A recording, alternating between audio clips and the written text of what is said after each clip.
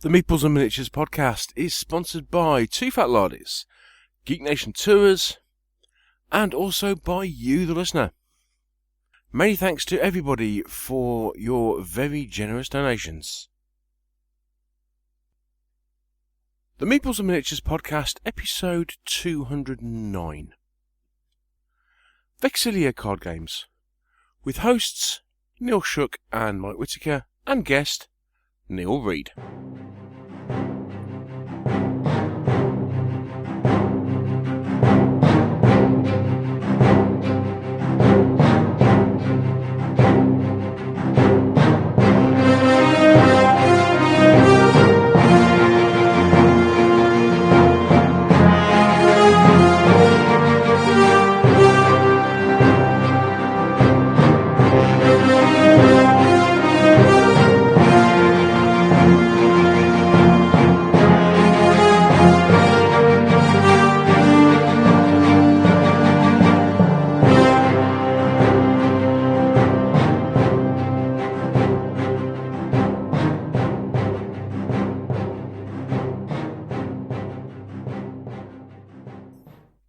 Hello and welcome to another episode of the Meeples and Miniatures podcast.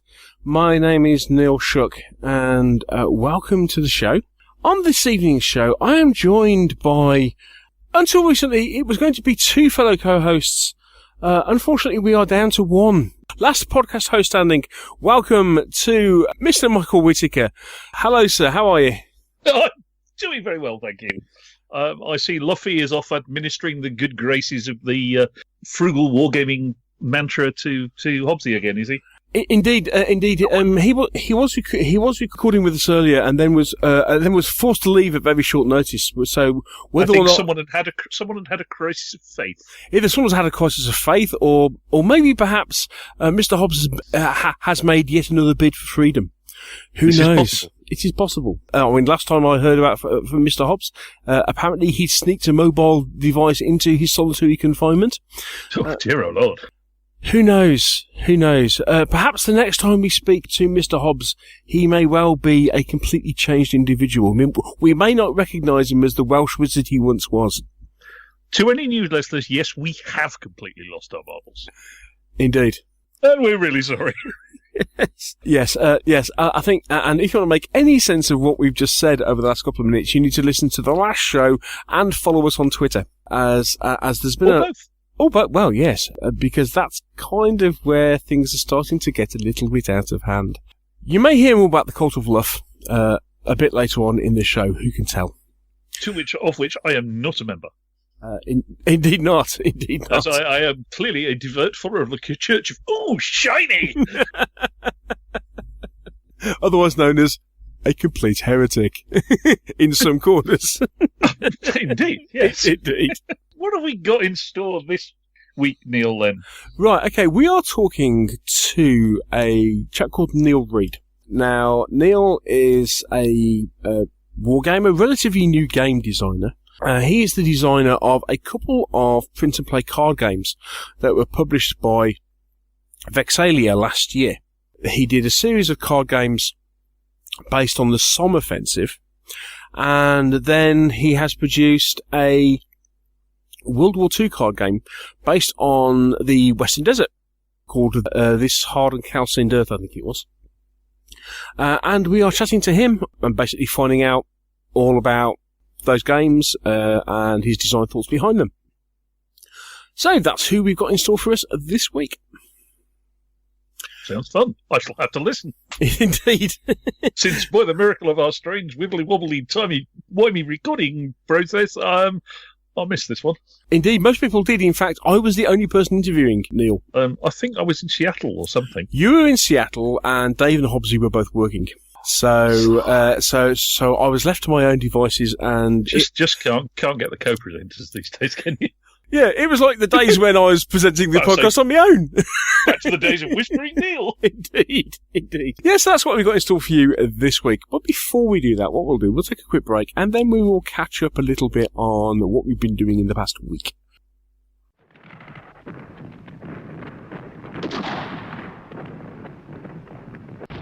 I must get through to Sergeant Watson's position. Jenkins, cover me. Sir.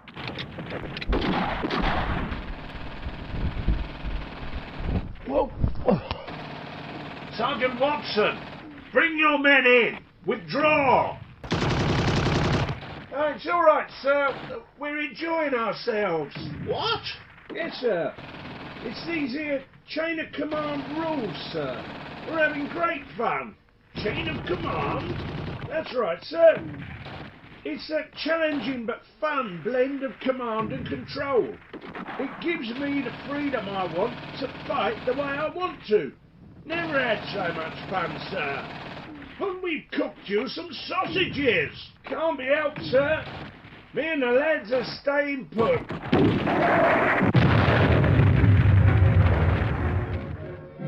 Chain of command, World War II, platoon level rules from two fat laddies.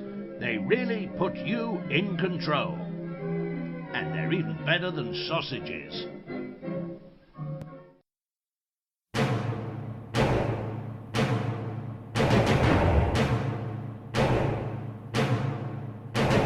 What have we been playing?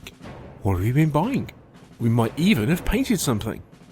The Meeples and Miniatures crew reveal all.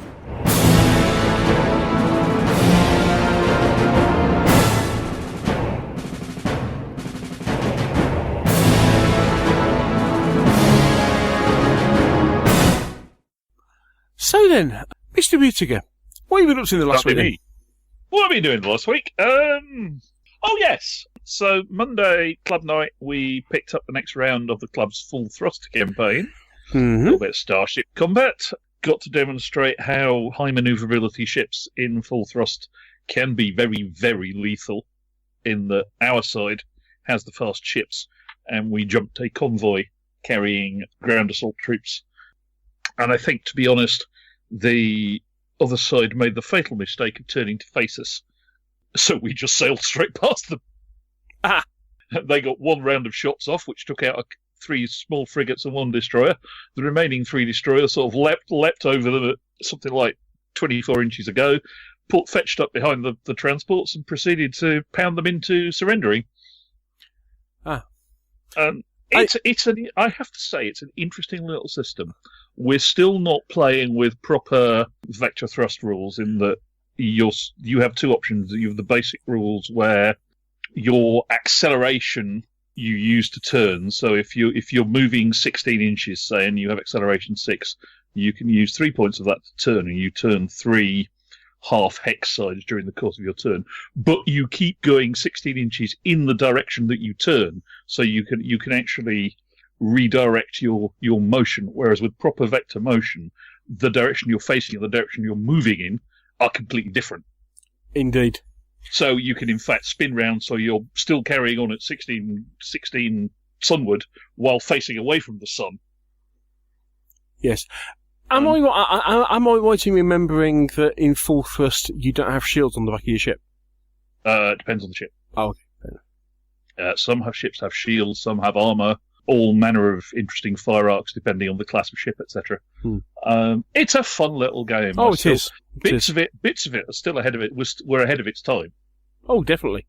In terms of certain movements and activations and things, and it's fun, and it's a fun little campaign, and I've been enjoying it.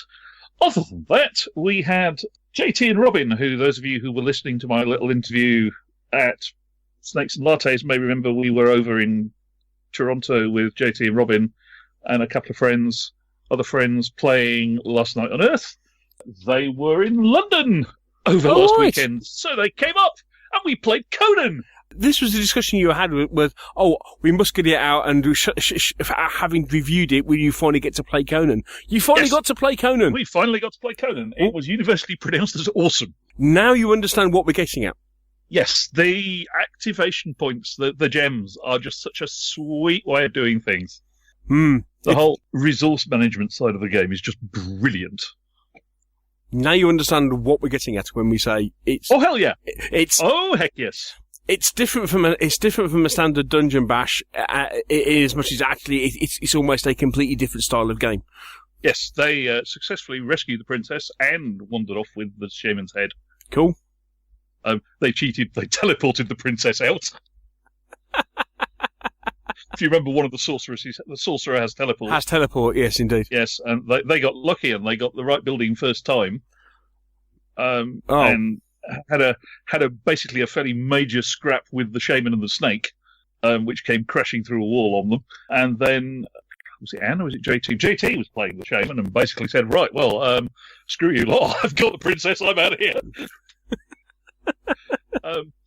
And Robin was playing the speedster guy. Yes. And basically picked up the head and said, right, I'm out of here. And Conan said, my Karom might be stuck here. I'll take one for the team because I'm Conan and I can do this. Indeed. So, yeah, it was good fun. It was very, very good fun. Cool. We'll be playing that again. We also, just for giggles, finished the evening off with a round of Firefly Flux. If you come across Flux, the card game, the Firefly variant is beautiful. Yes, yes, been there, done that, played that. Josh owns it. Yep. Yes, it's lovely. It's got the character, and it's really kind of fun. It was a great little cap off to the evening before they headed off back to London. Cool. Other than that, what else have we been doing? Ordering large piles of blue craft foam for Partisan. Mm-hmm. Where did you get that from, by the way? Where do you get yours from? Craftfoam.co.uk. It's not cheap, but it's worth every penny. Right, okay. They are £60 for 6 2-inch 2-foot square blocks. Right, okay. Now, I appreciate that's not cheap, and if you can find somewhere that'll sell you it as insulating foam at a B&Q's, it's considerably cheaper, but it's quite hard to come by these days. It is. I did find somewhere there's I think there's a website called Ford. I was looking for them today because there's a Wix just opened down the road from where I work now, and I was wondering if Wix now stock it. Apparently, it doesn't look like they do anymore. I couldn't find it in B&Q's either. So much as I'd like not to pay craft foam for it, the nice thing about the craft foam stuff is you can work it with power tools, as I've said before. Yes. We are building a little stretch of Scottish village stroke moorland stroke hills for our Partisan Border Reavers game. Yeah, I think there's a company I came across today. I think it was called 4D Models Craft or something like that. They charge nearly the same amount. You can pick up an inch thick foot by foot for I think it's about $4.50. So by the time you get onto 2 foot by 2 foot, you're talking. If you go to craftfoam all1word.co.uk, let's go. Basically, all their boxes of foam, of 2 foot by 2 foot foam, are effectively a foot thick, in that they're enough foam of whatever thickness to make a foot by 2 foot. Okay. And they are pretty much £46 plus that. Right. So your inch thick stuff, so that's 25, there's 12 in a box. So you're paying effectively £4 for a 2 foot by 2 foot. As opposed to £4 for a 4 foot. So if you need it in even remote bulk, then buy it from there, yeah. It's also worth noting they do 4 foot by 2 foot blocks as well. Oh, right. And they are £80 plus VAT for a foot thick stack in 1 inch, 2 inch, 3 inch, 4 inch, and 6 inch thicknesses. So if you want to build, if you're doing something like building a model railway layout and you want to be able to carve cuttings through 4 inches of foam, you can buy a box of 3 4 foot by 2 foot by 4 inch deep ones for £80. And that's pretty much your model railway layout baseboard or your 6x4 game board. Yeah. Yeah, so it's not bad on that skill. And as I said, I've got the infamous Andy, the man who turns my stupid ideas into physical reality, is coming around on Sunday, and wielding power tools, and we'll be building some hills. Other than that, we're just sort of picking up the getting Hereward properly rolling for this year. Ruben's put up first the traders. I'm about to start chasing people for games. If you haven't signed up yet and you want to run a game, if you get to me before I get to you, you win a prize, namely me not being quite so pushy. I'm trying to think. Any painting done this week? Any painting done this week? No, I have been gifted 3 15mm metal half tricks. Panamags, very nice. Thank you, Gary. I think he's been guilty because I did actually give him 2 boxes of Fireforge mounted what's names a while back and said, "Nah, don't bother owing me anything for it." And every now and then he just wanders in with a bit of 15mm stuff he doesn't want and says, "Here you go." So I've said, "Stop it, we're now quits." So yeah, that was me. What have you been up to? Cool. Me? Haven't bought anything this week. Ooh. Actually, not for the lack of trying, but we'll come on to that in a second. Oh, sorry, I have bought something. Go on. I knew I'd forgotten something. I bought $150 worth of card Italian 15mm Italian buildings. Oh, cool! You found your Italian village from Paper Terrain in the States. Yes, they're, as I think I pointed them out to you before. They are rather fine. Hopefully they're arriving USPS first class, so they should be here probably sometime next week. And I shall just have to have a bank holiday weekend of making stuff. Ah, right. Okay, that's in time for Market Larden, yeah? Yes. And also for the next round of the club's campaign. Yeah. Cool. Anyway, sorry, I digress. Back to you. Right, okay, so usual gaming with normal group has been suspended while we continue to make terrain for Market Larden. We had a terrain night last week, which was spent starting to do base coats and putting lots of filler onto walls and stuff. If Luffy was on, he'd talk about employing a skilled tradesman to plaster your walls for you, as opposed to an unskilled bloke with two left thumbs, i.e. me. Right. He did a far better job of applying a filler skim to phone call than I did. But anyway, so we were scenery building, and all being well, if we have a night and a full day at it this week, we might get somewhere near finishing it. I mean, we'll then have to do loads of little bits and pieces, like, putting some details into gardens and a few other bits and pieces. But hopefully give it a full day. Yeah, give us a full day run at it, and we'll get there most of what we want to do as far as our kind of big scenery builds are concerned. Then we've just got little bits to finish. In the meantime, Dave had been starting to put his bone gun carriers together. So that was it. I've just started painting some tigers for the same scenario. That's kept me a little bit busy. I'll hopefully finish those this week. But I did manage to do one big piece of gaming this week, which is on Saturday, which was the 6th of May. I went to the Test of Honor boot camp at Warlord HQ in Nottingham. So they were running a day. It was basically introduction to Samurai game Test of Honor, which we will give our complete lowdown about in a few weeks' time, because prior to recording this particular bit of the podcast, we did a full in-depth review of Test of Honor, so look forward to that in a few weeks' time. But managed to play 5 games during the day. Martin, who's the shop and events manager at Warlord, put on a good day for us. I think it was 14 of us in total turned up and played. It was a bit cosy because we weren't in the normal events room, because that was hired out for a wedding reception.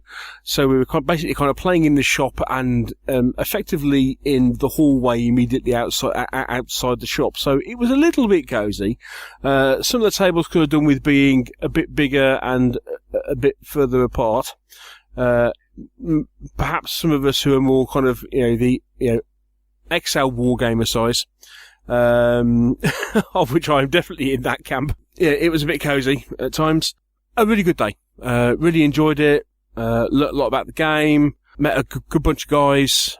In fact, I actually recorded an interview with one of the guys I played against, because his name's Kieran, and he's part of the Combined Operations podcast. And they started off as a bolt action podcast, but they have started covering other war games as well. So I thought it would be nice to grab a quick interview with him and find out a little bit more about that podcast.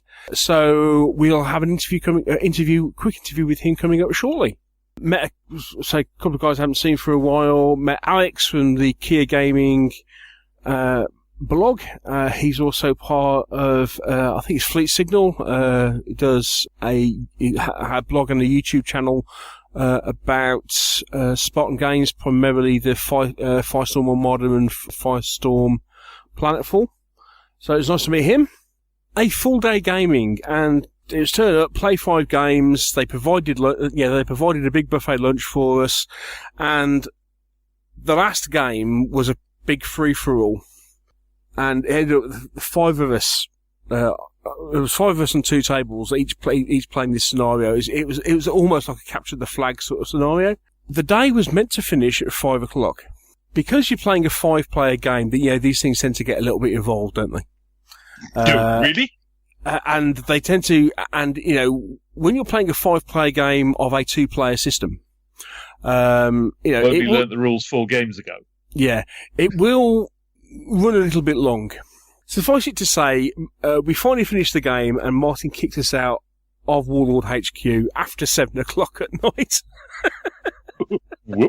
Whoops, indeed. But a fun day was had by all. Right, so a good time was had by all then. Also happened to give a shout out to Richard. Hi, Rich. Richard from the Leaky Cheese YouTube channel.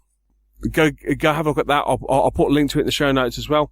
So yeah, I just spent the day playing a few games, chatting with fellow gamers, fellow podcasters, fellow bloggers, rules authors. Hi Sam. Really, really good day. Enjoyed it.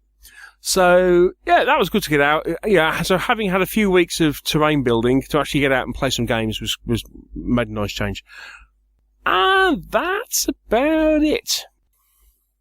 So what we'll do, we'll take a quick break, and before we come back with our main interview, we'll have another interview with Kieran from the Combined Operations podcast. Cool. The nation is vast. There are battlefields of old, great convention halls, and worlds of fantasy to explore. Who will guide us across this great geek nation? Since 2010, Geek Nation Tours have been providing holidays for groups of like-minded people. Whatever your nature of geek, tabletop gaming, TV, film, comic books, sports or science, Geek Nation Tours caters for you. Visit www.geeknationtours.com for more details and join the great Geek Nation.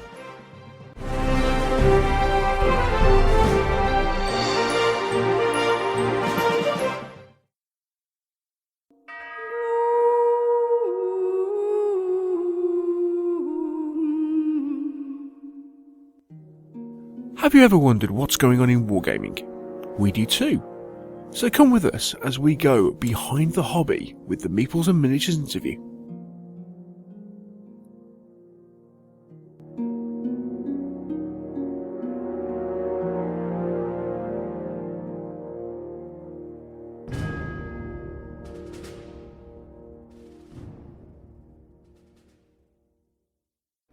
Well, test of honour day, and I bumped into Kieran from the Combined Arms podcast. Hello, Kieran. How you doing?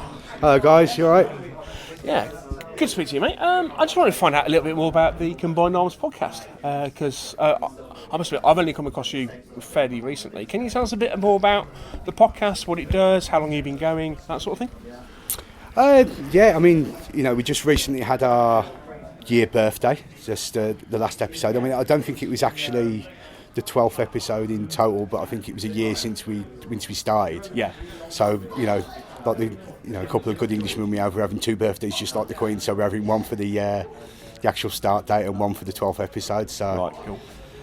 Yeah, I mean, we started off being a sole bolt action podcast because, it was the game that all the members on the cast come together talking about. Mm-hmm. And it's basically grown from being just a general chat on Facebook between ourselves to someone coming up with a bright idea to stick a microphone in front of it and see what happened. Yeah.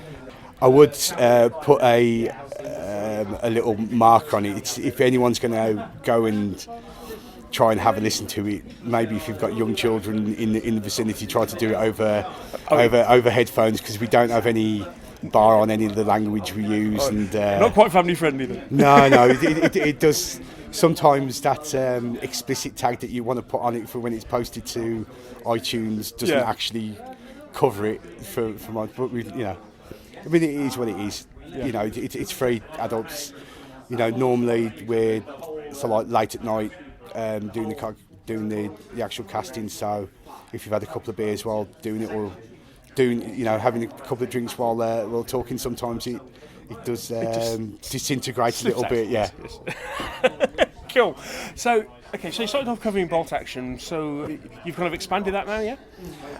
Because what we've done, I don't know how your listeners feel, but 2017, since it started, has, in our opinion, really exploded with the amount of available games that are out there to play. So, we're gamers at the end of the day. So anything shiny that comes up on the shelves, one of us will grab hold of it and try and have a talk through it. So, there's a lot of other solely bolt action podcasts out there, and those guys do far better job than we'll ever do on it. So we just try to basically grow on what we're talking about. So we do a general section in the cast. So just discussing what we've been up to, what new games we've got, bits and pieces like that. We still have a large emphasis on doing bolt action, because, like I say, it's the game that we tend to all play quite religiously. So we always like voicing our opinion over it. So and doing the podcast gives us an opportunity to do that, rather than sitting at the keyboard typing on forums or various Facebook pages, as some people tend to do. So we're under no illusions that whatever we talk about, people are going to take as gospel, because we constantly get stuff wrong, and we're constantly having people sending emails in saying, no, it's not actually, it's that and the other. But at the end of the day, most podcasts, with a limited amount of people that you have on it, it's basically opinion at the end of the day, and that's all we talk about. If people want to listen to us ramble on, then more power to you. Come and have a listen. If you don't agree with us, listen to it for half an hour. If it's not for you, then it's not for you. We don't do it to have stars after the name on the iTunes reviews, or hundreds of thousands of people liking the Facebook page or whatever. We just do it because we enjoy doing it, and if people enjoy listening, then people enjoy listening. Cool. You publish once a month, yeah? We tend to try and do once a month. We did at the start. We were trying to do every couple of weeks, but logistically wise, it just got a bit too much. Because there's myself and Matt, who are from the UK, but the other guy, Tim, is actually down in Australia. Oh, cool. Okay. So a lot of the, just sorting out, just getting people to be able to all, sit down for a couple of hours, can get a bit hit and miss. Yeah, time zones with the other side of the world gets a bit awkward, doesn't it? Yeah, but the funny thing is, because Tim's down there, so like when we're recording at night, me and Matt, it's obviously first thing in the morning for Tim, so we're normally the drunk ones making all the stupid comments and all the rest of it, and Tim's sort of got to try and keep us in check a little bit, but he never does a good enough job, I don't think so. Cool. And where can people find how to get hold of your podcast? Well, the basic two places, the easy ones. If you just do a search in Facebook for Combined Operations Podcast, it should come up on there, and the same on iTunes again. So that's the two best places. Obviously, if people have got the podcast apps as they are now on their phones, they can do the same search, and obviously it just links straight into iTunes. So it should. I don't think there's another Combined Operations podcast out there. I think so. So, I don't think you'll get any confusion if you just type that in, and it should come up. Brilliant. Okay, well, all the best with it, Kieran. Great to play you today. Thank you for graciously allowing me to win our duel of... Yeah, I don't think there's a... Yeah, we'd just like to make a bit of a public apology out to Graham. Because we played the first battle out of the book, which he was saying, was pretty much designed to be... a quick tester into the game, 20 minutes, 30 minutes. Myself and Neal managed to drag it out for about an hour, I think. So, in the end, we were being watched by everybody else. There was like, no pressure. No, not at all. Not at all. Yeah, it's great stuff. Brilliant, mate. Thanks so much. Cheers, mate. Thank you. Appreciate it.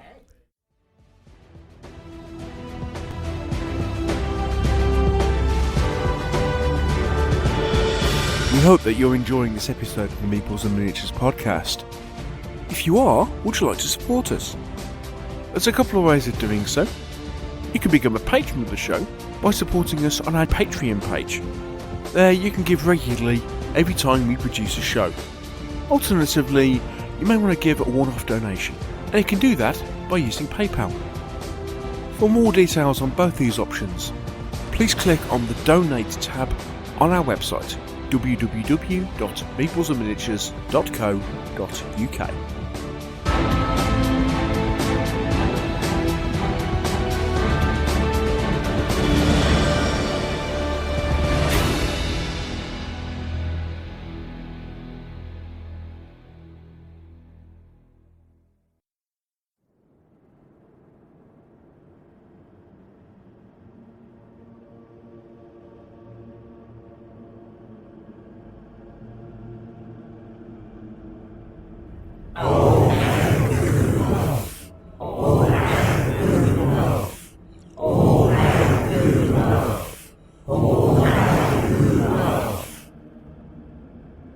Brothers, hear me as I proclaim to you the commands of the great Guru Luff.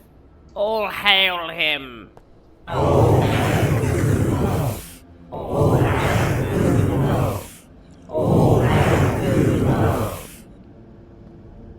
First, thou shalt own one and one only army that is not painted. For piles of lead and plastic are uncouth, unsightly, and an abomination. Secondly, do not look upon such things as magazines and wargaming websites, for these things bring forth temptation which is to be avoided. But if one should gaze upon such temptation, thou shalt avoid that which is new and shiny, for coveting and purchasing that which is new and shiny is an abomination. For the great Guru Luff, all hail him,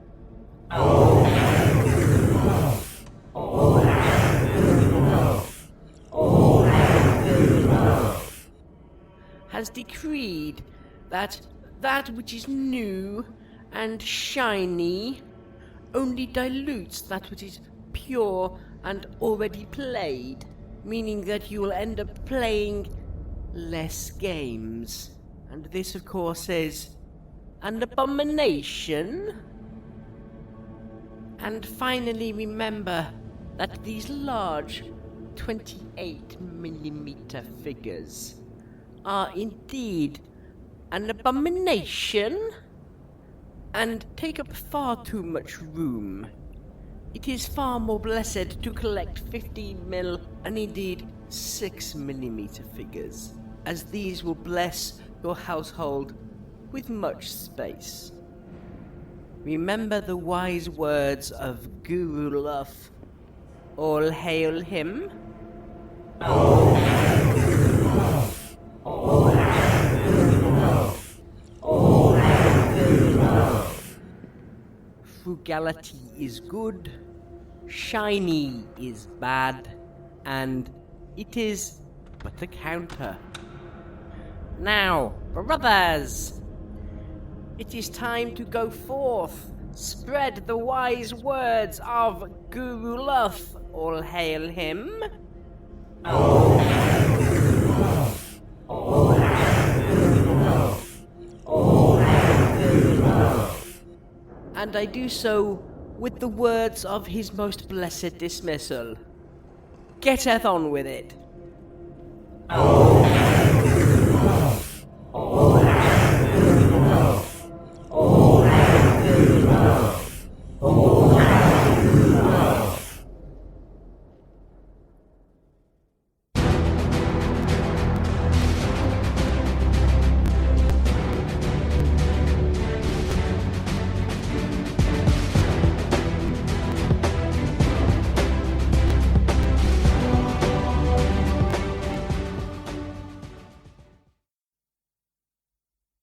very pleased to welcome to the podcast Neal Reid from Monkey Pig Games. Hello, Neal. How are you? I'm all right, thank you very much. How are you? Very well, thank you. Very well. Thank you for joining us on the podcast. Welcome to the show. That's great. Yes, I'm thankful to be here. I know Neal through Martin Stevenson from Vexillia, who sent me a copy of a card game that Neal produced last year, and thought it'd be good to get together and have a chat about this and other stuff that he's produced since. Now, Neal, first things first, as you're a new guest on the show, what we'd like to do is to get some background information about you, and especially how on earth you got into the hobby. So, can you kind of take us through how you got into gaming hobby, please? Right, I started probably like quite a lot of people rolling marbles at my Airfix plastic World War I figures. Yeah. From that point, I bought more and more plastic figures, and then one of my relatives one day gave me Napoleon's Campaigns in Miniature by Bruce Quarry. Oh, wow, yeah. Yeah, quite a long time ago we're talking about. And that sort of suddenly made me realise, well, actually, you don't need to roll marbles. You can have units. You can have things marching and things like that. So at that time, minifigs were quite a big company. I bought my first metal minifigs thing when I was 11. I've still actually got the figure. I'm 50 now. And I started collecting those figures. I got some friends that were at school. We all grouped together and started playing games. And then I joined Harlow War Games group in Essex when I was probably about 15 or 16, where suddenly I met a whole load of other people who liked moving figures across tables. And from then on, it just spiraled into that, really. My first love was Napoleonics. I can still remember my friend and I think it was sitting in the dinner queue at school. We were discussing whose side we were going to take, and we had one of the Haythorne White uniform books. And I quite like I quite like the French, so I picked the French because I liked all the blues and all that. And he picked the British because he liked the reds, and that's basically where we went from there. So I built up a Napoleonic minifigs 25mm army. And we used to game sort of in the weekends, get your mat out on the floor and put some books under a cloth and spend your time setting out the figures and then working out you've only got an hour to play the game and that sort of thing. Yeah. Usual problem, isn't it? It's a usual problem, yeah. On from there. And then, as I say, I went to the War Games Club. I found other people who were playing it, who were playing all sorts of games. And Harlow War Games Club played weird games as well. I think the first game I actually saw them play was Zulus versus American Civil War, which was interesting. Okay. Yeah, and then we went on from there, and then from the sort of early late 80s to the sort of middle 90s, I was creating games there. I was sort of inventing games, and we were doing all the normal sort of game circuit.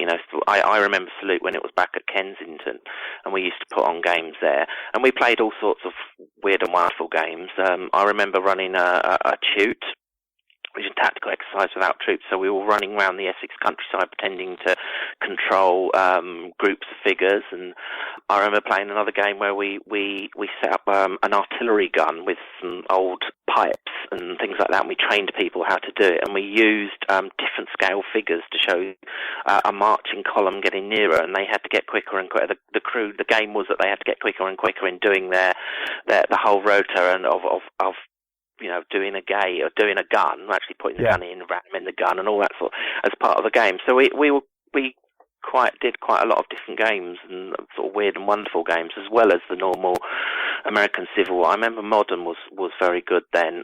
Modern was very big then. I never got into Modern because I could never understand the acronyms, and it seemed to be just an acronym against an acronym that then resulted in another acronym. I didn't understand it. Yeah.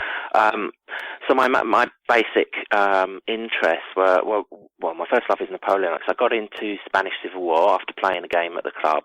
So I do that in 15mm. I do, and then when the I drifted away from Harlow War Games Club. They don't actually go anymore. When I moved up, I moved out and moved up here, went through university and all that sort of thing.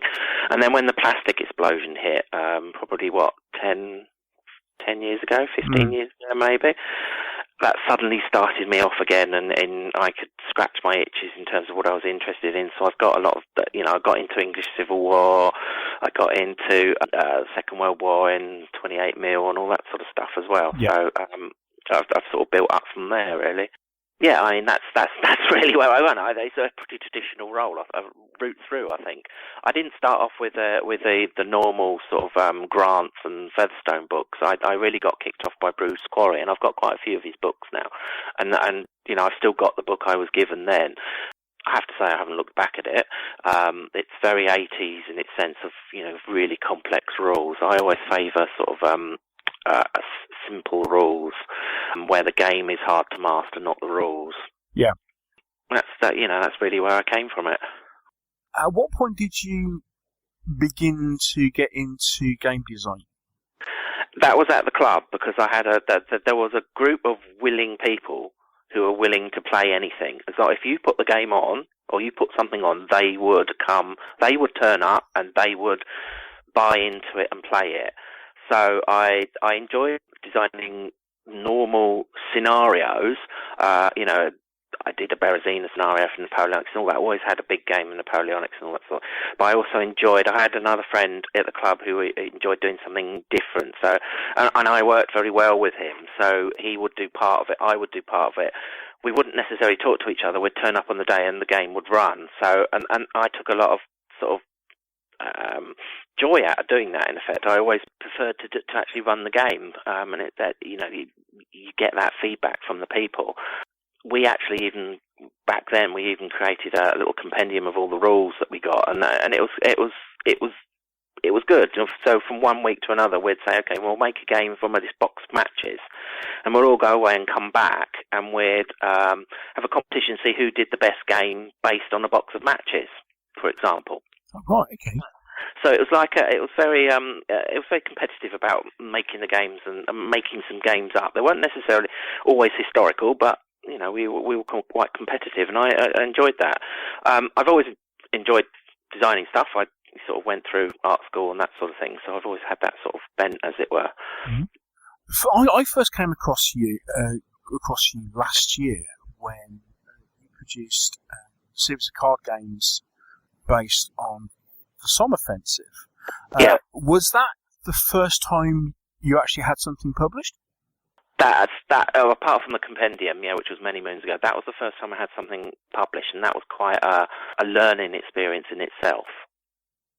A multitude of questions spring to mind surrounding this. Okay, so first and foremost, why produce a card game if you're in a situation where you're actually a miniatures war gamer? Right, and I enjoy board war games as well, so don't. Right, okay.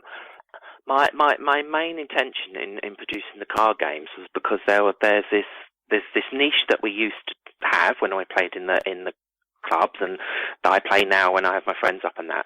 So where you have a game, you have the big game, you have whatever it is you've planned, then you have let's go down the pub, or let's have dinner now, or whatever, and then you have this point of time when you could be playing smaller games. Yes. What we used to do sort of down the club, would have a game, we'd go down the pub, and then everyone would break open their smaller games and we'd play them. What I wanted to do was try and create a game or a campaign in your pocket sort of thing, where you could then break out this game you could have in your back pocket, and then you could play it there and then in that sort of niche of time, sort of the post-game game, as it were. Yeah. And through designing the game, the actual cards itself were the best way of getting what I wanted out of that game.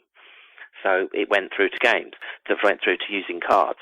I know what you're talking about in terms of, it is slightly unusual to have historic games on cards. If you look at the sort of history of how many card games of historic games there aren't that many. There's sort of, Nuts, Old Dixie, and I think there's a couple of others. If you look on the War Games Vault, and where they print their own, most of the historical so-called card games are actually the Voluka cards, for your brigade.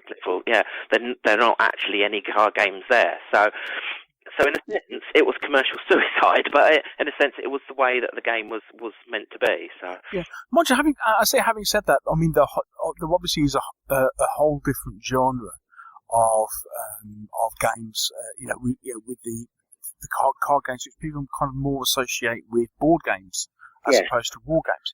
But I mean, in that particular genre, there's a whole host of stuff that you can use. I mean, in our own particular club, we were regularly playing lots of different card games.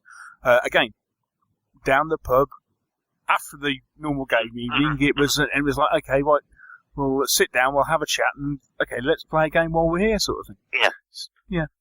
Yeah, and that's where I wanted to try and sort of get it in, so we can do those sort of games, and potentially sort of games where you don't have to have any other impediments. You don't have to have a dice. I know the Somme you need dice, but I'm trying to get to a point where you don't have to have a dice. You don't necessarily have to have counters or anything. You've got it in the back pocket, so you can play it anywhere really.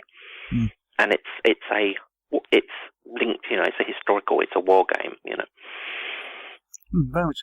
Okay, so why the Somme? Right, well, the game came out from a game I did, a series of games I did a while ago, which was literally an old snooker table base I managed to get hold of, which I'd chalked up with the Somme terrain, and then I'd used a front line with a rope, and I had the players playing the British and the Germans, and I'd given them big cut-out arrows. And we'd play the game in terms of it was a Somme campaign, and they'd put their arrow down where they wanted to attack, and they'd use their modifier cards that I'd given them, their tactical cards, so that they could work out whether their attack failed or succeeded or whatever. And we'd play a week-by-week campaign of the Somme. And the rope would then move at the end of every move, depending on how the front line moved, works and back. So it was a big game. So that's how it actually started. I enjoyed the idea of being able to sort of have a game where your front line is moving and you've got some sort of strategic oversight of it as well as the tactical side of it. So I sat down and worked through how that best could be achieved, and going from sort of bearing in mind that I wanted it in your back pocket effectively, going through sort of a chessboard all the way through to counters, to then deciding, well, actually I could have cards as terrain pieces, and I could then use my cards as strategic pieces and tactical pieces, and then the game sort of went from there, and how that sort of mechanism started to work. And then I started to look at, well, if you're going to use cards, what can cards give you? And things, a big thing for the World War I and the Somme in particular is the bombardment phase. So, the Somme is all about artillery. World War I is all about artillery. And cards, if you have a deck that recycles quickly, it means you can actually have bombardment cards on the go, live and current all the time. So you can have almost current bombardment. You get that environment that the players are playing in, where there's a current bombardment going down all the time. Whereas, say, if you're using that in figures, we've all tried to play grand batteries and Napoleonics and that. They can be quite awkward and long and take a long time to sort of organise. So cards are starting to give you that idea. So the two big games I played originally were Ypres and the Somme, and I've been to the Somme and I've walked the Somme, so I thought I'd stay with the Somme. And the reason I've just done it as the first day of the Somme, so all of the games are the first day of the Somme, is because the battle changes after the first day. No plan gets past the first contact with the enemy, as it were. Yeah. So after the first day, the whole campaign changes, and the whole way, therefore, it should be played should change it. I'm very much sort of looking at. I always consider myself a sort of game maker rather than a rules writer. I would consider a rules writer would sort of try and write a whole campaign rules, whereas a game maker would just focus on very, very narrowly on what that particular instance is, and try and take into account what that entire particular instance is, and then try and get that in that game, and then try and link that together to other instances to make that sort of campaign. If that makes sense. I'm sure it does. But that's really why I did Somme. Just in summary, I've walked it, I've seen it, and I'd previous on playing games for the Somme. And of course, it kind of helped as well that it happened to be the 100th anniversary last year as well when the game was released. Yes. That was sort of lucky coincidence, really. It wasn't really planned, to be perfectly honest, but yeah. Oh, yeah. Right, okay. Very fortunate happenstance, then. Yes, absolutely. The interesting thing of doing sort of 8th Corps was the first one, and obviously I've done 10th Corps and then the 3 other Corps. Yeah. 8th Corps, historically, there was a challenge in that. 8th Corps, historically, is the Corps that effectively lost on the day.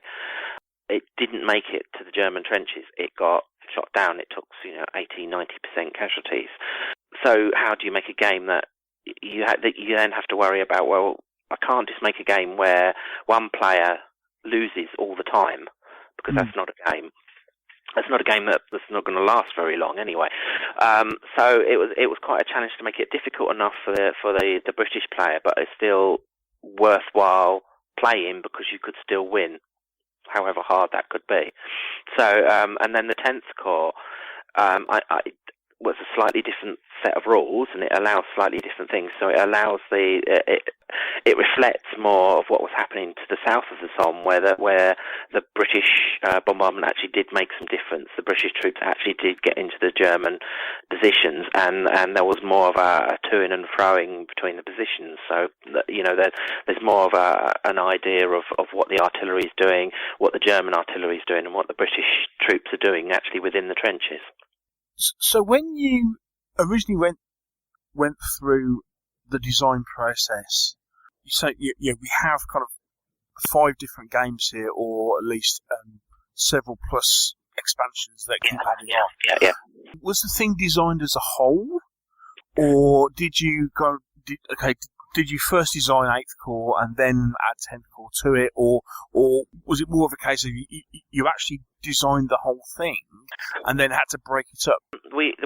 I designed 8th Corps, and then I had 10th Corps sort of sitting there. I knew what I wanted for 10th Corps, and then we made Martin and I discussed it and how we were actually then going to do the other 3 Corps, because the other 3 Corps don't need a set of rules in their own right, so we just made them expansions. They're just effectively cards that reflect that particular location. So I looked at 8th Corps. I designed 8th Corps with a view to knowing what 10th Corps was going to be about, and I know that knowing that 10th Corps would be different because it needed to reflect all of the more southern corps at the same time. And then we made a decision about the fact that there were going to be expansions, the cards, after that. You mentioned you've done a lot of research and walked the battlefield. So how do you go, or how did you go through the process of bringing that research into basically a card game that you can play in an hour? I think you can do a lot of reading. You can read from both sides of the point of view, and I read quite a lot from the German side of things. You can also read. You can actually read the 8th Corps plan of operation. Effectively, it's in the British Museum Digital Library. You can actually go online and read it. It's quite a big document. But at the end of the day, it's a game, so you have to then decide how you're going to make it.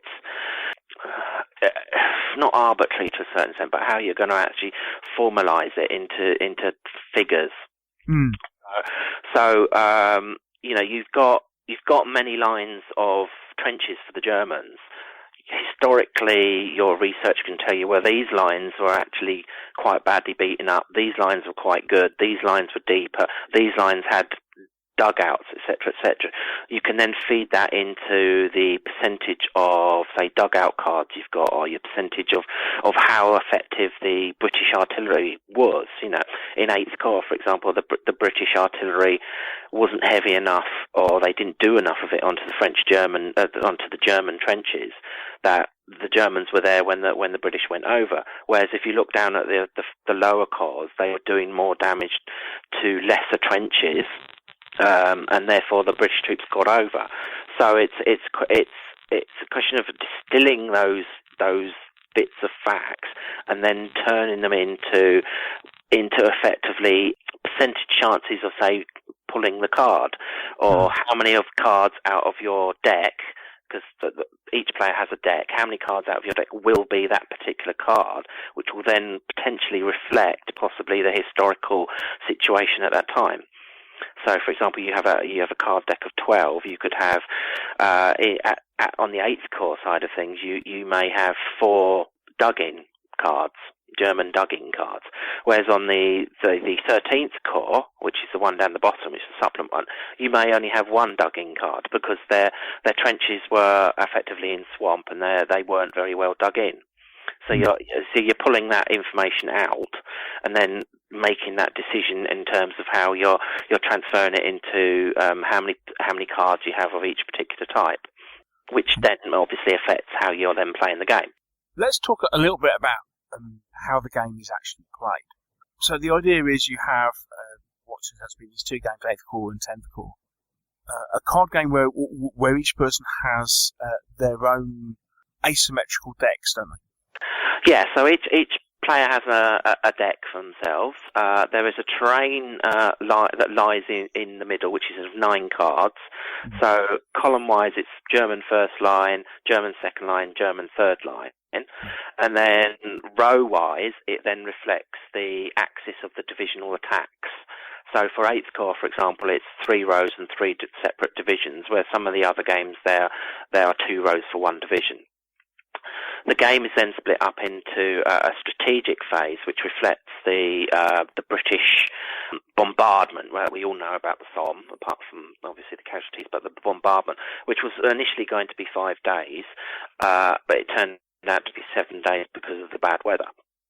So the strategic phase. So what you would do as a player, as a British player, you'd be taking 8 cards out of your own deck each turn.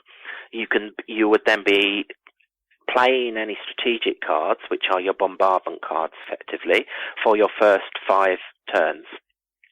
You would then be any tactical cards that you picked up, you will be putting them to one side because they are making your forces up for when you actually decide to go over the top, as it were. The German player would be trying to minimise damage on their trenches from the strategic bombardment. When it comes to turn 4, or effectively the 5th day, the British player then has an option to either go over the top then, or wait another 2 days. The decision can be based on the fact that if he goes early, he won't have so many tactical cards in his hand, but then potentially neither will the Germans. If he goes late, then obviously both sides will have more tactical cards. But if he goes early, he won't necessarily have done as much damage or have as much of an artillery hit onto the German terrain. So that's the first decision you make.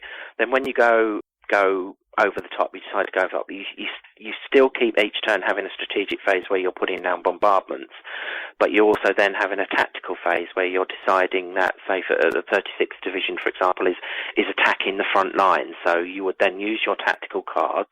The German, you would say that you're attacking the front line. The German would then pull his cards, and then effectively it's whoever has got the highest wins, and the person gets into that trench. In terms of the 8th Corps, 8th Corps didn't historically get into the German trenches. So just to get into a trench and then get to the end will be a major success for the 8th Corps. In terms of 10th Corps, the possibility that you could then, if you get into the trenches, you can actually dig in effectively, and therefore you can turn the defences against the Germans trying to counterattack you out. But the Germans can also do a lot more damage with their artillery in terms of firing in the no man's land, which they can't do in the 8th Corps. Oh, right, okay. Yeah, I mean, when we were playing 8th Corps, it was either a case of the bombardment was never effective enough to even break the wire. Yeah. Which again, I suppose. I mean, again, all this is on the 8th Corps. I mean, the wire is an important part. On the 8th Corps, the wire wasn't actually broken. So, but how do you then turn that into a war game? So, because if the wire is never broken every time, you're only going to play it a couple of times and then you'll put it away. So the wire became a card, a tactical card, rather than a strategic card. So it's a card where the Germans can play, and it automatically stops a British attack. So they only have a certain amount of these cards, and they'll recycle through. And then, as I was saying earlier, in terms of the other card games, that number of wire cards diminishes quite substantially because the wire wasn't there historically. Ah, right. So it's, again, it's going back to that. How do you take your research and put it into the game, the percentage of your cards?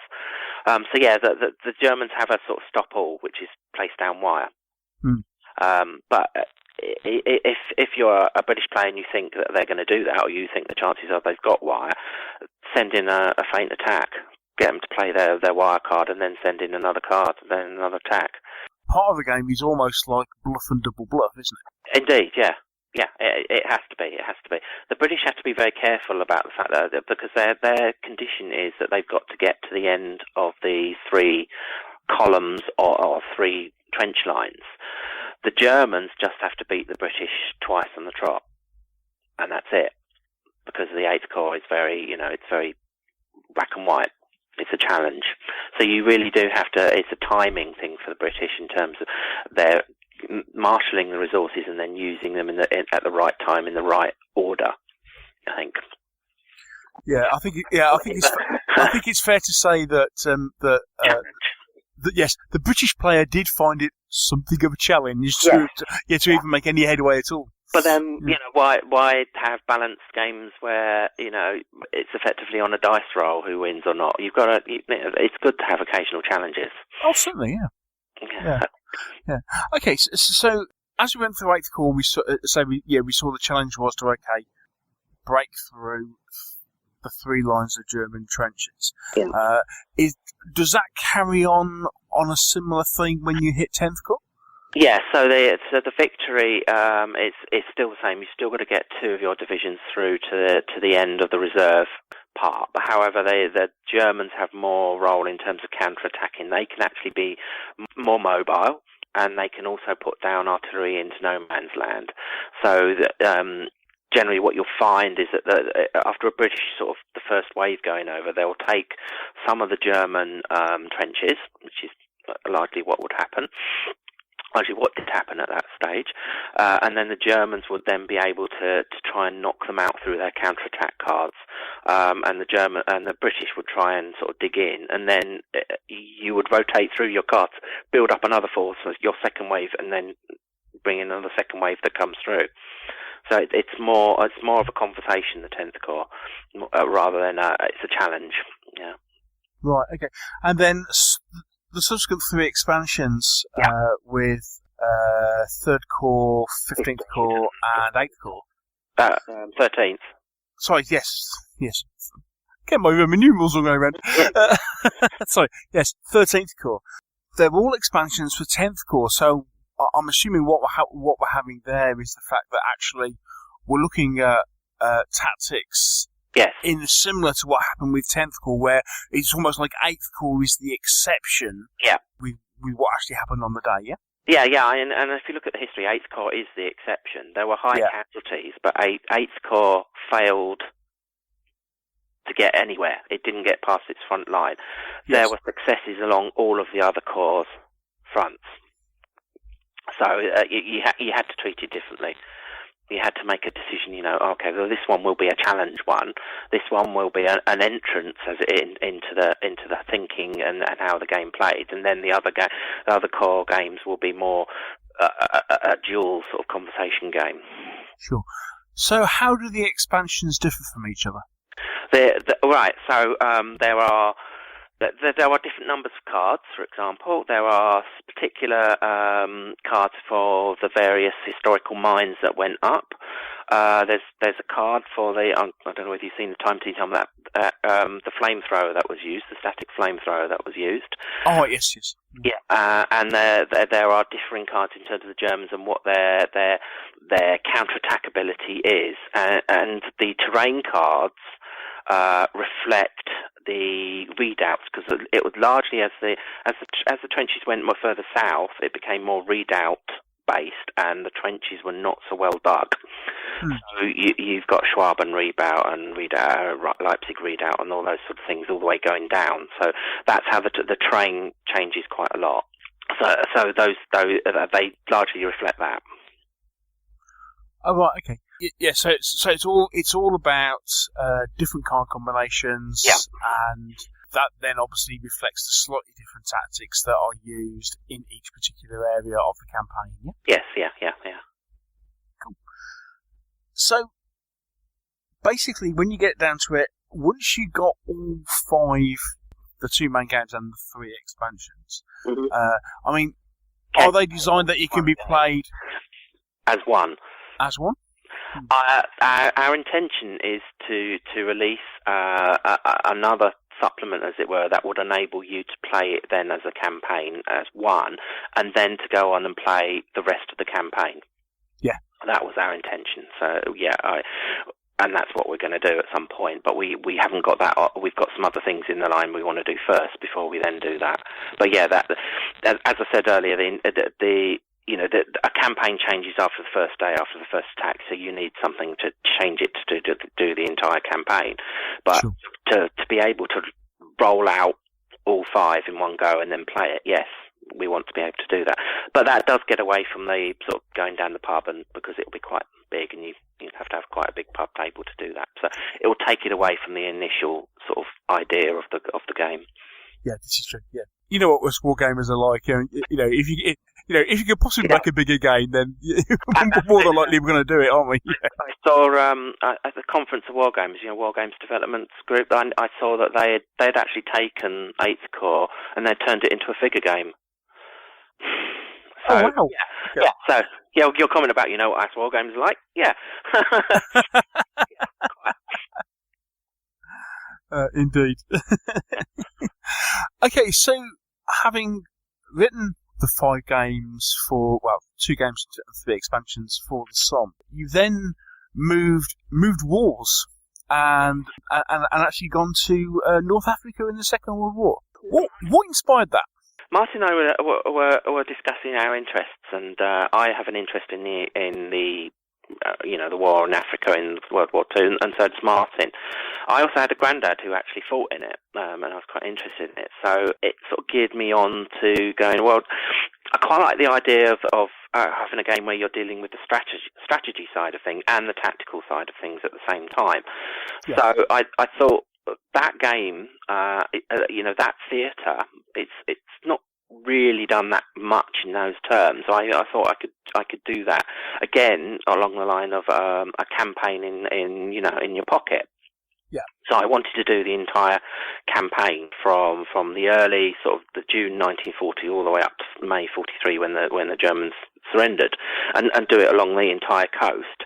But actually to have the strategic thing going on, as well as the sort of tactical operational thing going on at the same time, and so that the player would have some say. The player would effectively be playing the sort of the Montgomery Owen Rommel role, sort of the operational, slightly higher operational military commander, who had some say in some of the strategic effects, but had a lot of say in the operational tactical effects. And we'd have the strategic effects affecting how the game is played and how you could win or lose the game. And I was interested in that. I've always been interested in terms of history, that the two things, how the sort of political, economic effects affect the war game, the actual war, as well as the actual tactics and the training of the men and what's happening in the battlefield. As I say, my granddad fought in it, and he used to tell me stories of him, El Alamein, and going all the way up, through Sicily and Italy, and ending up in Venice at the war's end. So I just wanted to do it basically because of that reason. So for purely selfish reasons. Well, why not? Yeah. Yeah.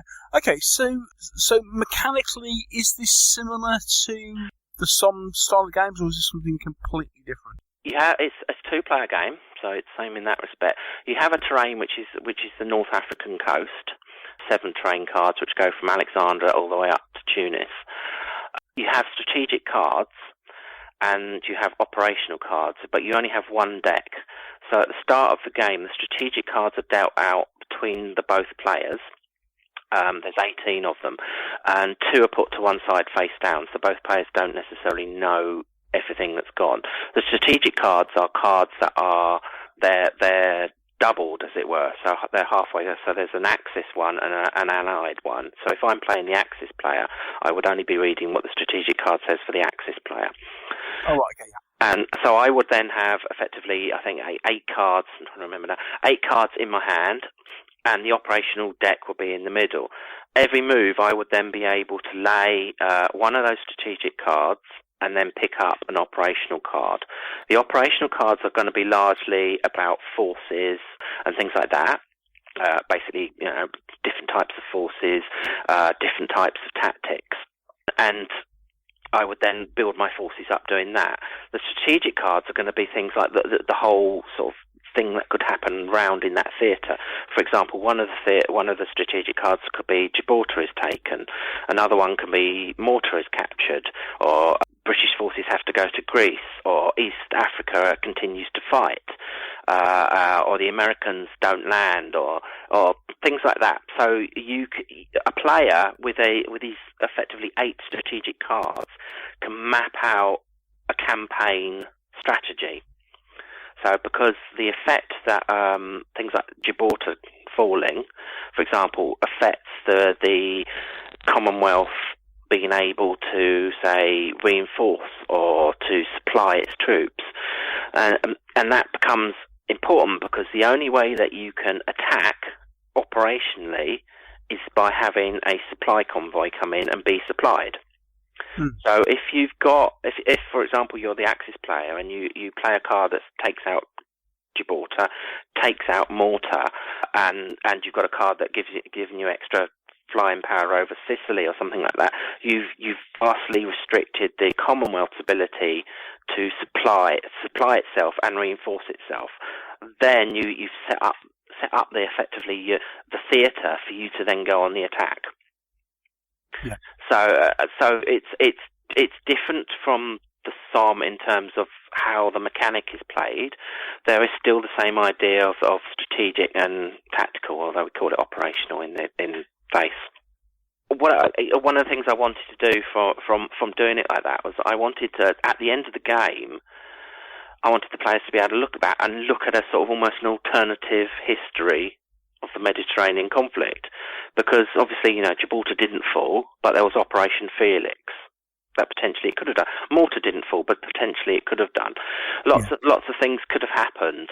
So we built them in as part of the strategic cards. So you're effectively making a different history.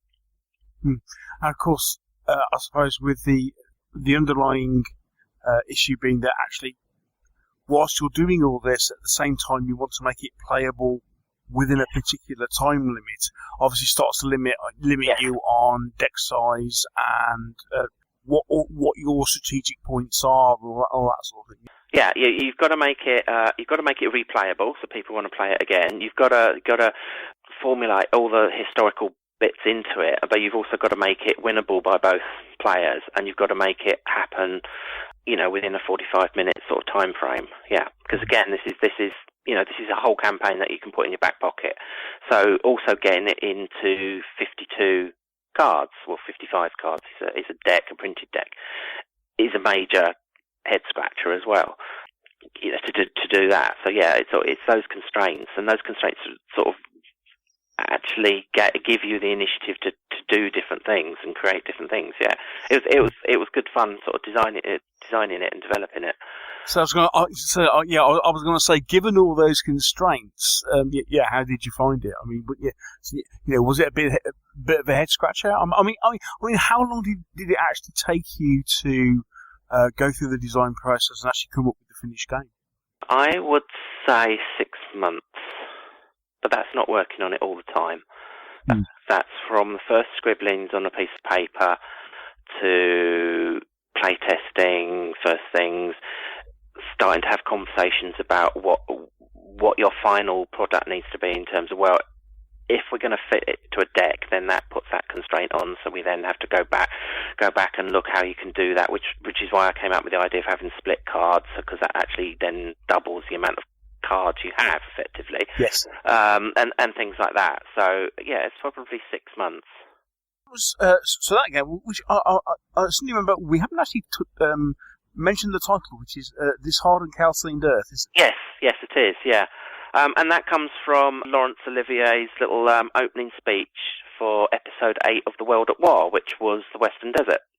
He starts with that, this Hard and Calcined Earth. So I thought that was appropriate.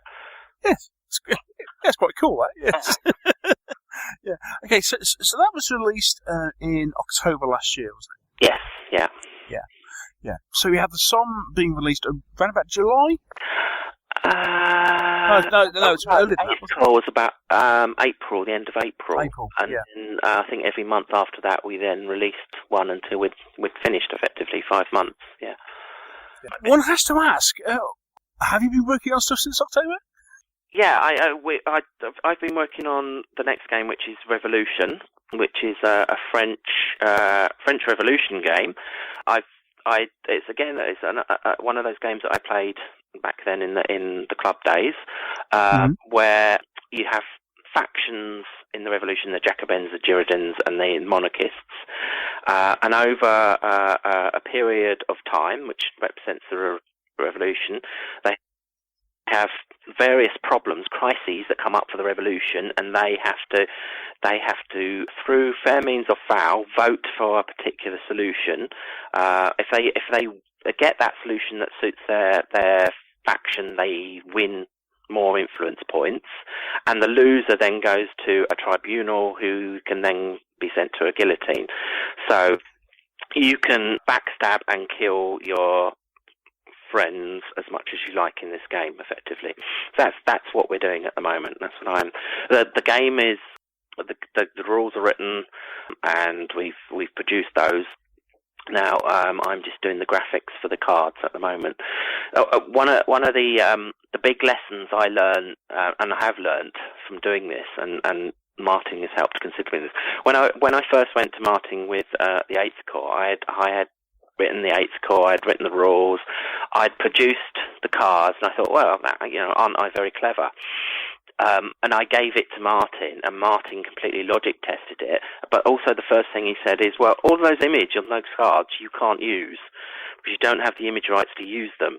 So it's been a really good education to try and work out how you actually get those images. How do you actually produce the cards to make them look good and going forward? So we had a conversation, I think it was a couple of months ago, about what's the best sort of type of team you need when you're trying to develop and create games. And effectively, you need someone who's going to think of the games and develop them to a point. You need someone like Martin who's going to logic check them and develop them to a point where you can then sell them, and then someone like Martin you can sell them. But you also need probably someone to do graphics. We don't have someone to do graphics necessarily. We actually approached someone to do the graphics for Hard and Calcined Earth, and they came back with a very high bill. A very, very high bill, which we thought, we can't do this, we can't do that, because I'd have to have gotten under mortgage to have paid that bill. So for Revolution, I'm actually, because I have come through art school, I can do some basics. I'm actually doing the graphics, so I'm trying to fulfill the role of sort of creating the game and doing the graphics, while Martin will then do the development and the marketing. But I think ultimately that's what you need to do to create stuff, and that's been a sort of a learning curve for me.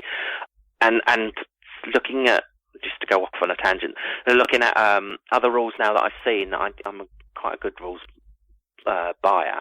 I can now see that how good it is to get someone who logic tests your rules and who will reorganize them so that people who read them can actually understand them, and that sort of thing is how important it is, because I've seen rules, I'm not going to mention any names, where clearly that hasn't happened, and it's just important to do that.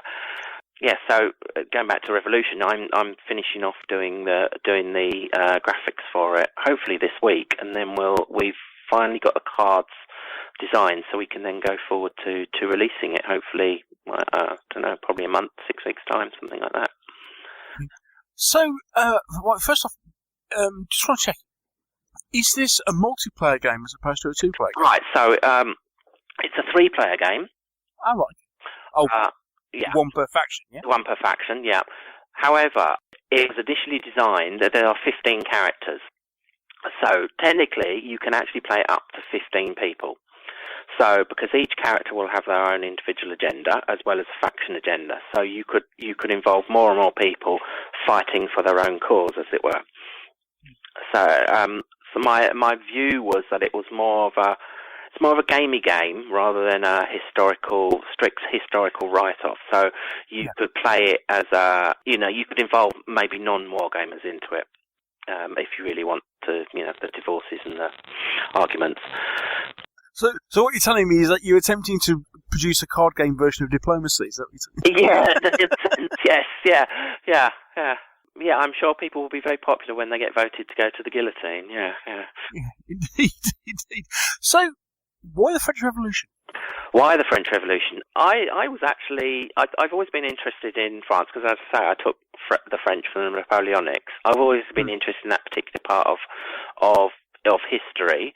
I've read some good books on it, some good research books on it, and I think I wanted to do a political game, a game where you have your backstab, then you have your votes, you have your people going against other people and that sort of thing, ganging up on other people. If you put it too near to the current day, people will actually take it more seriously, and it's more current, and people will actually have proper arguments. Politics basically creates arguments. So if I kept it into a historical format, which is the French Revolution, everybody knows the French Revolution. Everybody knows the Tricolour. Everybody knows that Napoleon came out of it. It's immediately understandable for people. Everybody will have heard, Robespierre and Danton and Louis XVI, and that. These are names that people know, so it's immediately get-atable by people. Yes. So hopefully we're looking at that coming out middle of the year, sort of thing. Yeah. Okay. Is that something that's likely to produce in the same format as what you've done with your previous rules? Yeah, it will be print and play. And we are looking to how we can actually get a set of cards printed so we can then sell them as cards. Likely we'll probably do the same sort of format that we did with Hard and Calcined Earth, where we release, or you can obtain the rules for free. You can actually download Hard and Calcined rules for free. It's the cards that you pay for. But we'll be looking to try and get it so that we have spoken to some printers in this country, and we'd like to do that, so we actually got a stock of cards and we can do it that way.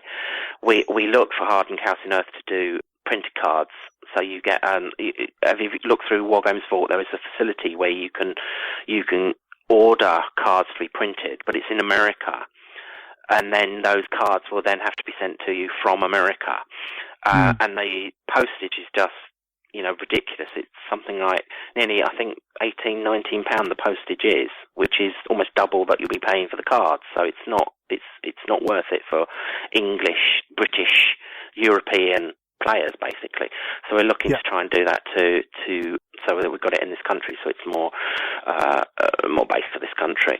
Obviously, as it's online, it's worldwide anyway, so that you can actually go online and print and download. We are going to be looking at producing not just card games, and maybe something along slight lines of using maybe boards and things like that, but that's in the future. We've got some plans for the future.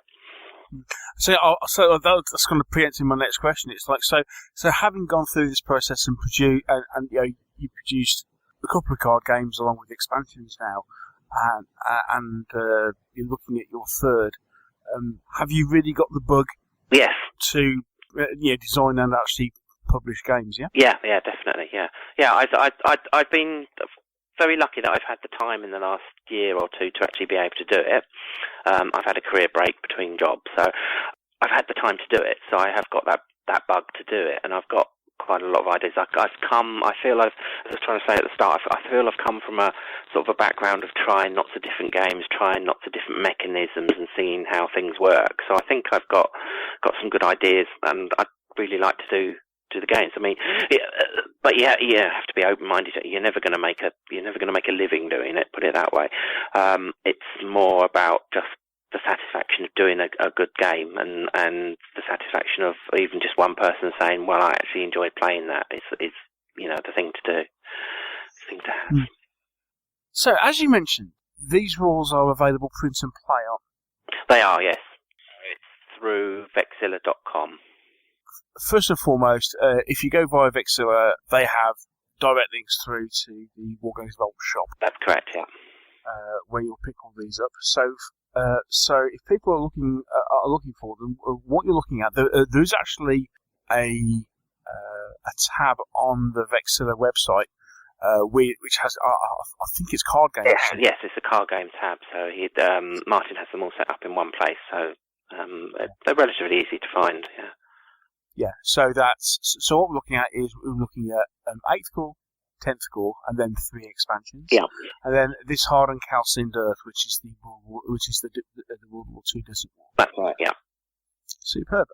Neal, it's been great to chat. Mm-hmm. Thank you for coming on the show. Must say, when we first played 8th Core, it took us a while to kind of get our heads around it and get into it. But it is a really interesting game. Although, by the sound of things, I think we probably need to have a look at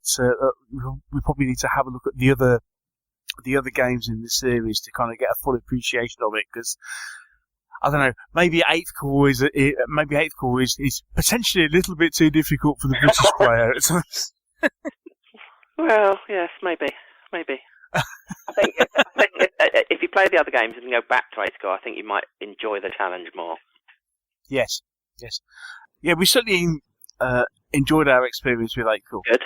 So, yes, thank you for designing these games. Yes, interesting and something a bit different. And as you say, if you fancy doing something like, fighting the entire desert campaign in 3/4 of an hour. Yeah. Strangely enough, has anybody come back to you with regard to this Hard and Calcined Earth, for example, and then thought, well, hang on a second, we could use this as a basis for an entire campaign? Not as yet. I sort of thought that maybe that might happen, but not as yet. No. I was just thinking, let's try and do Barbarossa in half an hour, but no. Yes, that might be interesting. Yeah. What is it? The objective is to get to Leningrad. Yes. Yeah. All that we said, Neal, I think is thank you for coming on the show. We look forward to seeing something a bit different with Revolution. Mm-hmm. That sounds interesting. Yeah. And then it sounds like you've got a whole load of ideas bubbling under, which hopefully we'll see come to fruition in the next couple of years. Yeah, I'm hoping so. Yes, yeah, definitely. Thank you. All the very best with your game design, and hopefully we'll catch up again soon. Yes, thank you very much. Thank you.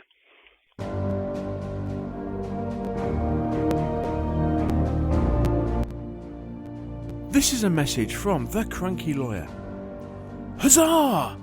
Please plan to join us for 3 great days of the best our hobby has to offer. Beautiful tabletops, challenging scenarios, board games, a wonderful variety of gaming-related shopping, and great company. Huzzah! May 19th to the 21st, 2017, South Portland, Maine.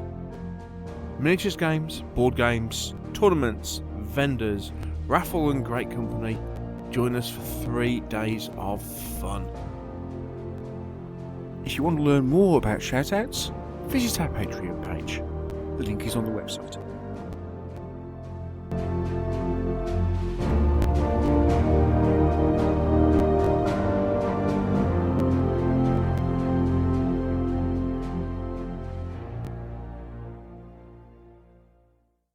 Well, I hope that chat with Neal has given you some appreciation of the games he's produced. Something a little bit different from what we normally cover on the show. Hey, it's a card game, Mr. Whittaker. You've got to be impressed with the fact that it's a card. I'm dead impressed. It's a print and play card game as well. Gotta love it.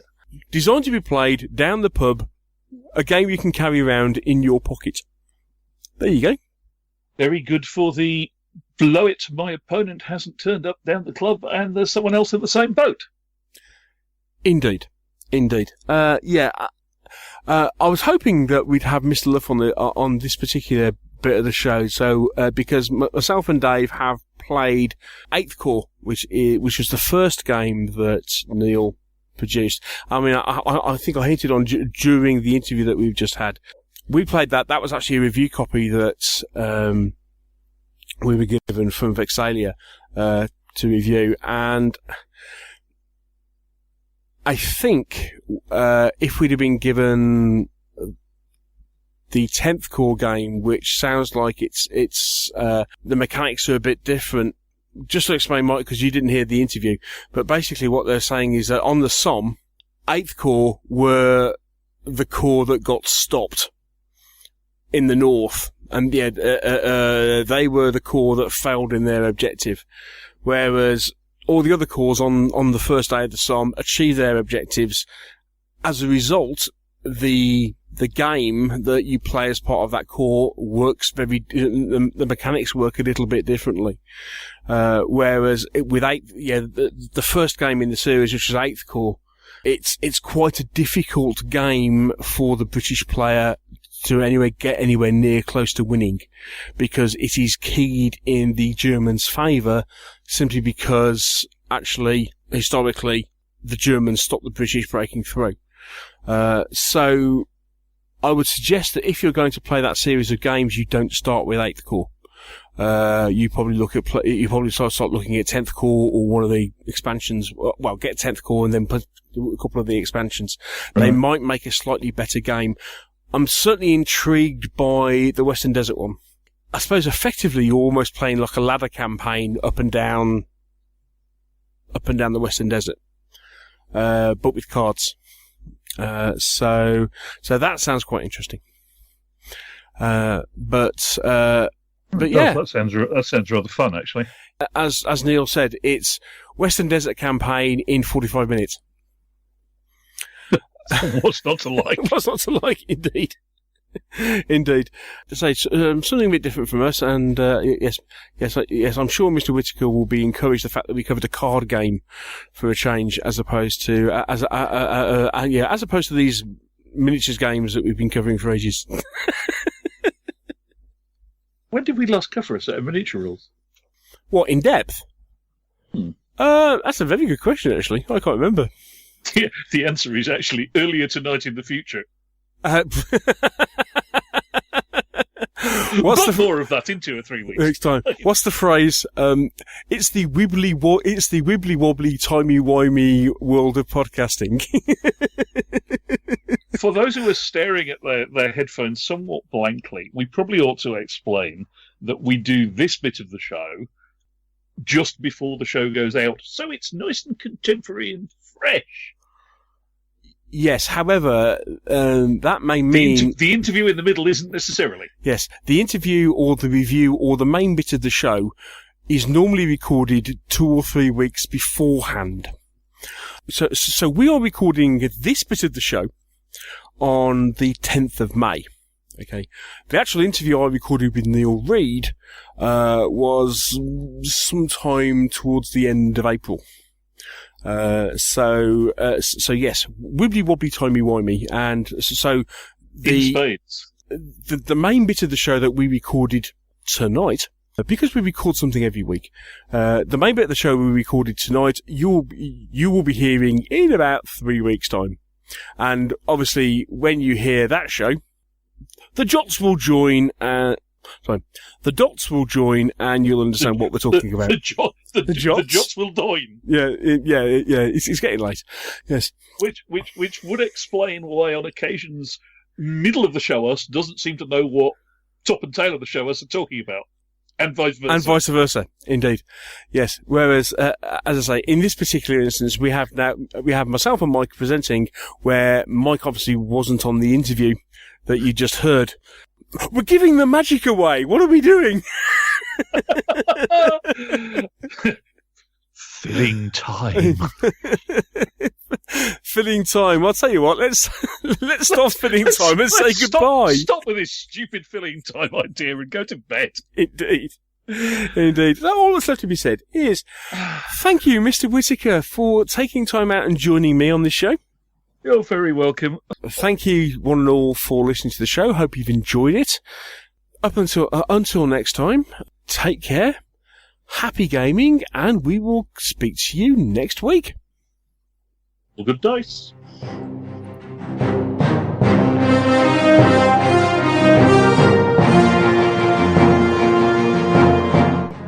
Thank you for listening to the Meeples and Miniatures podcast.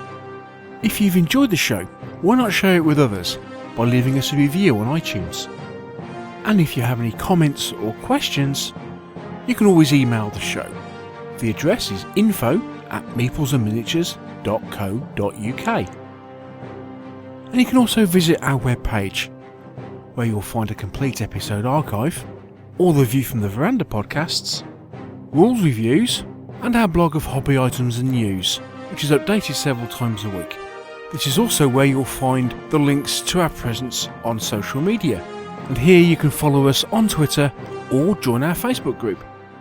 And finally, here you can also find details should you wish to support us by making a donation to the podcast. All this on the Meeples and Miniatures website, www.meeplesandminiatures.co.uk. The Meeples and Miniatures podcast is licensed under a Creative Commons Attribution, Non-Commercial, No Derivatives 3.0 Unported license. Thanks again for listening, and we'll see you in a couple of weeks.